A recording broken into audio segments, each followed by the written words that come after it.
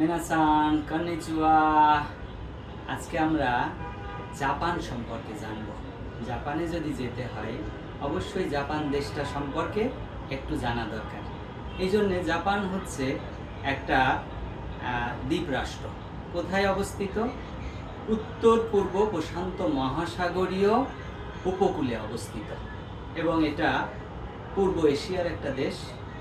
বাংলাদেশের আয়তনের থেকে দ্বিগুণের একটু বেশি এর আয়তন, কিন্তু মানুষ বাস করে 12,30,40 লক্ষের মতো। জাপান অর্থনৈতিক দিক দিয়ে খুবই শক্তিশালী একটা দেশ।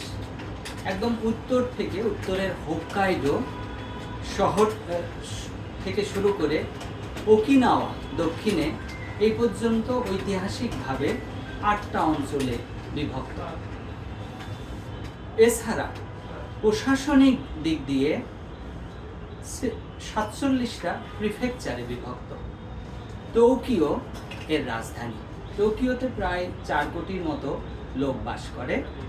এছাড়াও টোকিও ছাড়াও অন্যান্য যে শহরগুলো আছে সেই শহরগুলোর মধ্যে Osaka, কিয়োতো, Yokohama, Chiba, Kobe, Fukuoka, Nagoya, Okinawa, Hiroshima, Nagasaki এগুলো অন্যতম। এছাড়াও নারা, সাইতামা, ইবারাকি সহ অন্যান্য অনেক ছোট শহর, ছোট বড় শহর রয়েছে।